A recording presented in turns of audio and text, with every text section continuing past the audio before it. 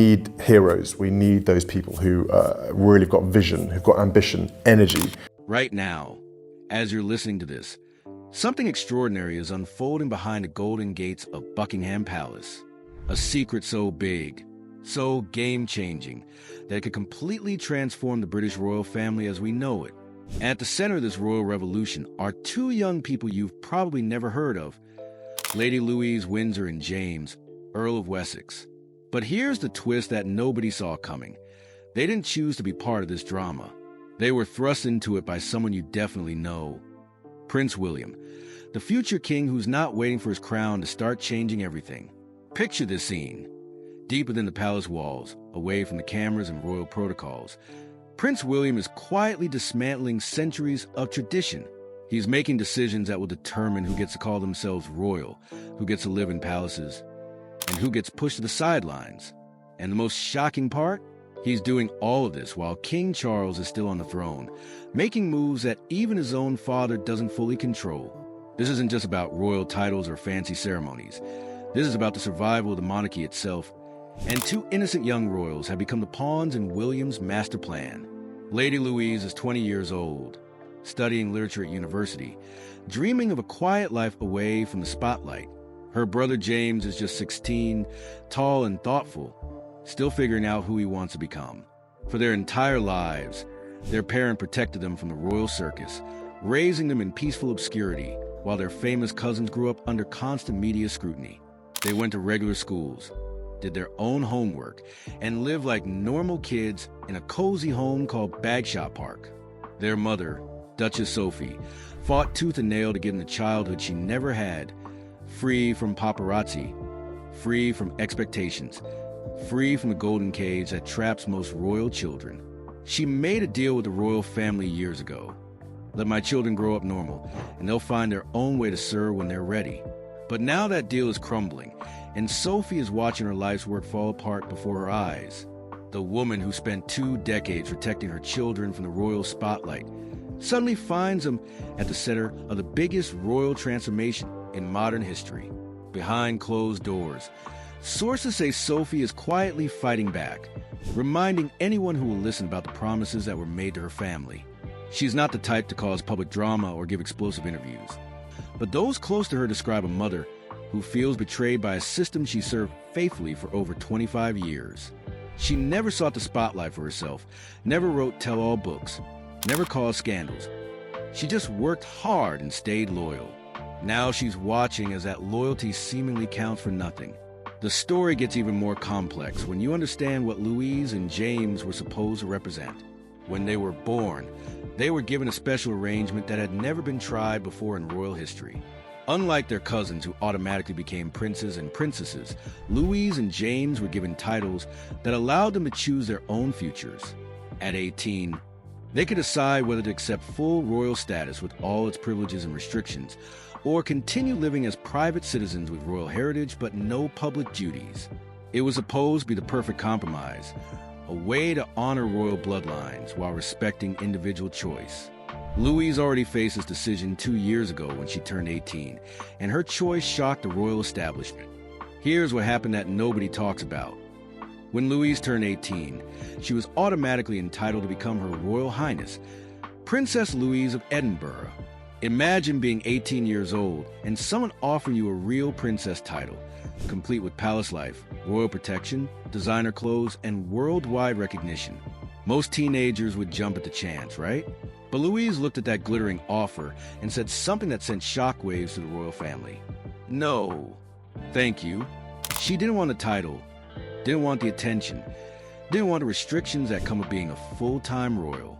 She wanted to finish her studies, maybe become a writer, and live a life where she could make her own choices without consulting palace advisors about every decision.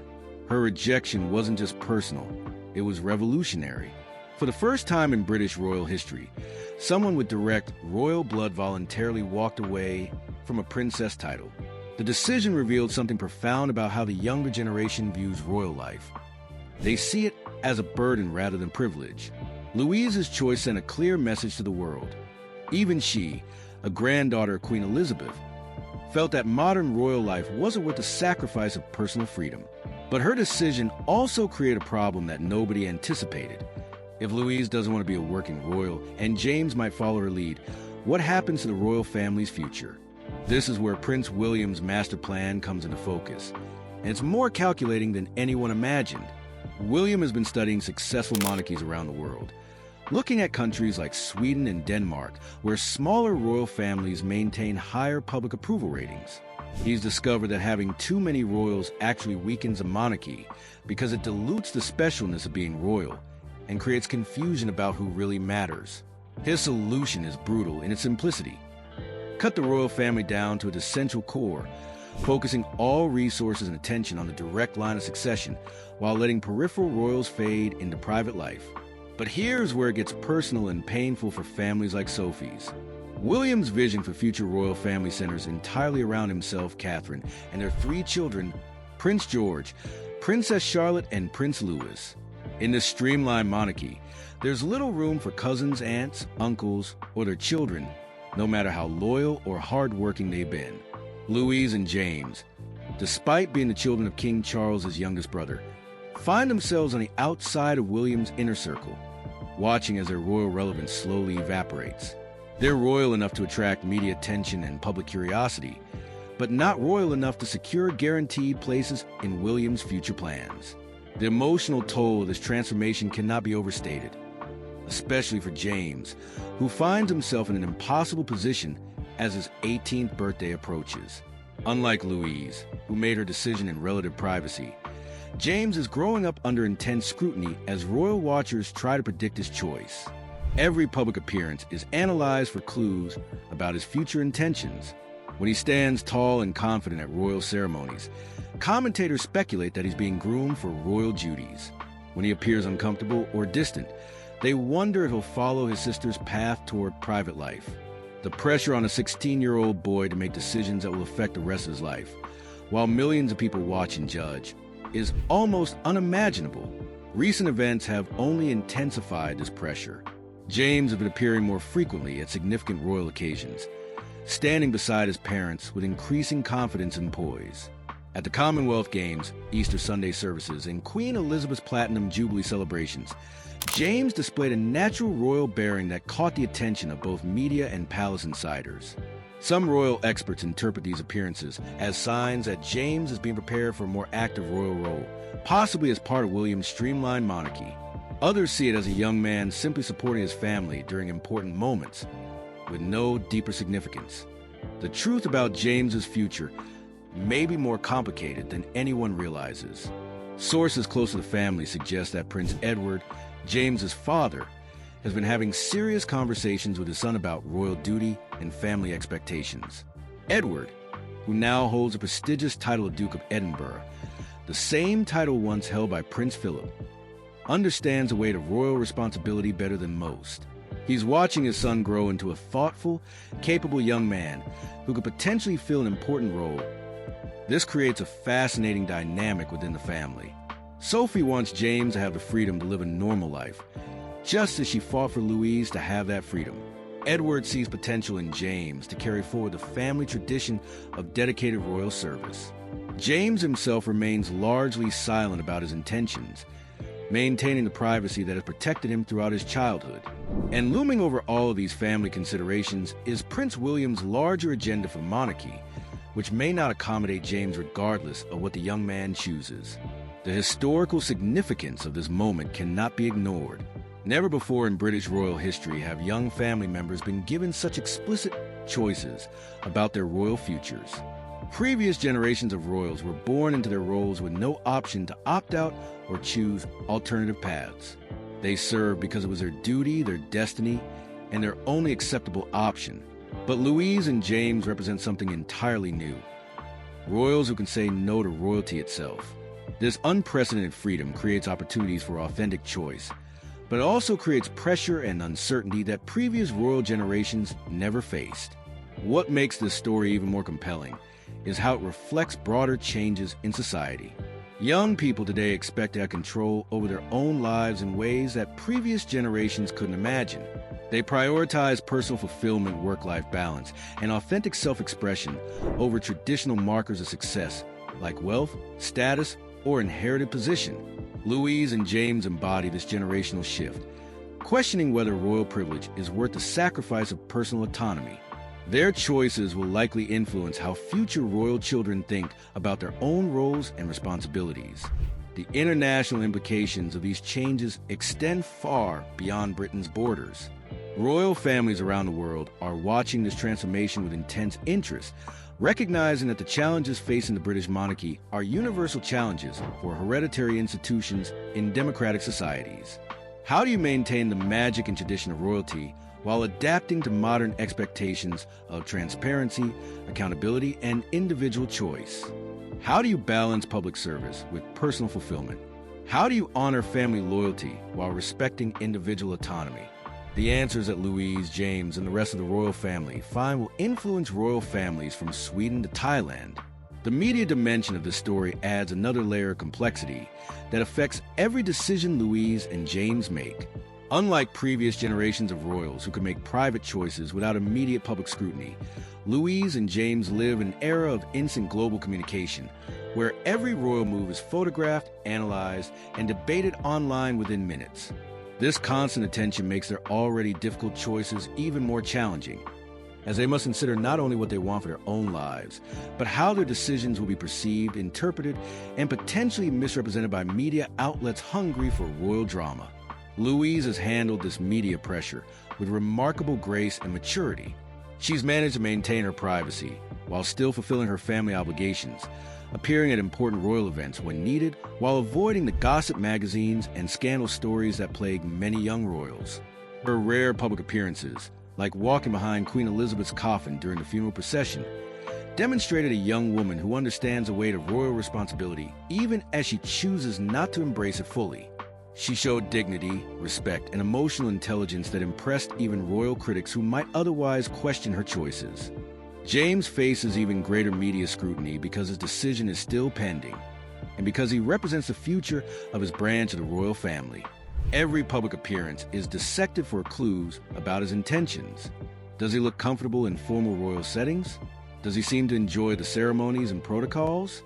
Does he display the kind of natural charisma that could make him an effective working royal?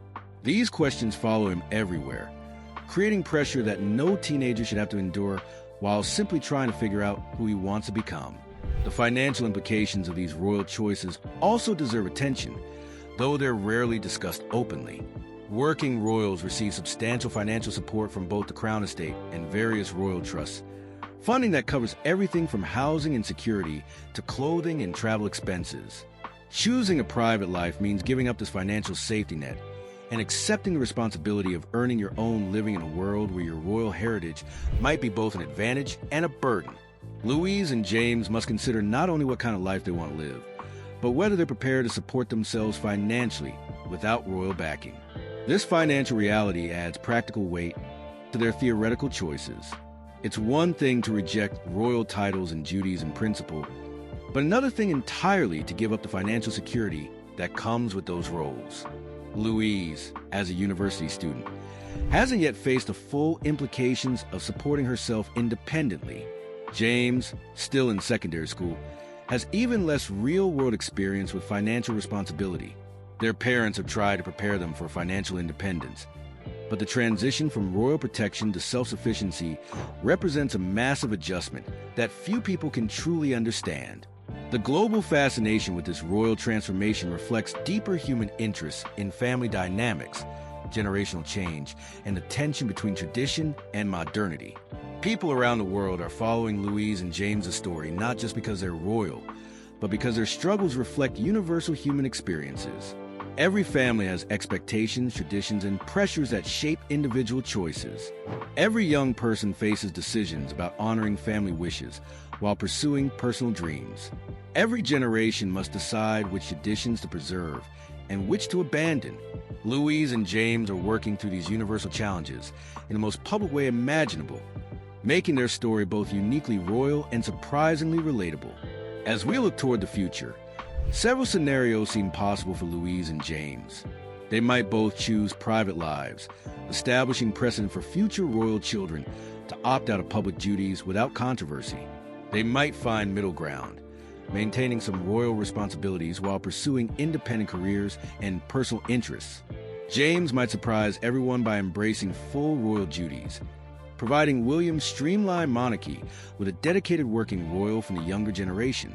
Or they might chart entirely new territory, creating hybrid roles that have never existed before in royal history. Whatever they choose, Louise and James have already changed the royal family forever. They've demonstrated that royal birth doesn't automatically mean royal duty, that tradition can coexist with individual choice, and that respect for family doesn't require personal sacrifice. Their story represents hope for young people everywhere who feel trapped by others' expectations, showing that it's possible to honor your heritage while still writing your own story. They've proven that true nobility comes not from titles or positions, but from the courage to make authentic choices about your own life, even when those choices disappoint others or challenge established systems. The revolution happening behind palace walls isn't just about changing the monarchy. It's about recognizing that even ancient institutions must adapt to survive in a world where individual choice matters more than inherited obligation. Louise and James stand at the center of this transformation, carrying the hopes and expectations of a royal family in transition, while trying to figure out who they want to become as individuals. Their choices will echo through generations of royal history, but more importantly, they'll determine whether two young people can find happiness and fulfillment in a world that was never designed with their personal dreams in mind. Do you think? Let's hear from you in the comments. Remember to hit the like button and subscribe. Thanks for watching.